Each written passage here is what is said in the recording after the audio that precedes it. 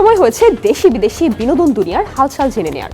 আজকের বিনোদন জগতে আলোচনার কেন্দ্রে রয়েছে একাধিক আন্তর্জাতিক খবর। হলিউড থেকে শুরু করে টেলিভিশন রিয়েলিটি শো, সবখানেই এখন নতুন চমক আর আবেগের গল্প। দেখে নেওয়া যাক আজকের বিনোদন জগতের সবচেয়ে আলোচিত এবং ট্রেন্ডিং খবরগুলো।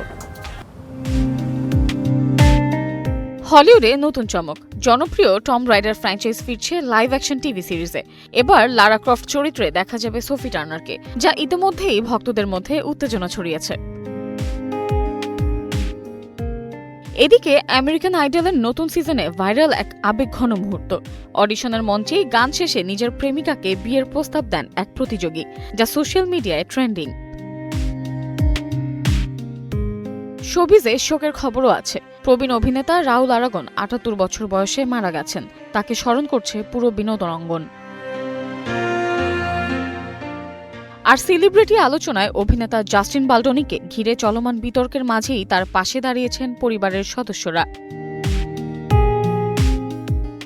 এই ছিল আজকে ট্রেন্ডিং টুডের আলোচিত সব খবর। পর্দার পেছনের এমন সব এক্সক্লুসিভ আপডেট আর গ্ল্যামার দুনিয়ার খুঁটিনাটি জানতে আমাদের সাথেই থাকুন।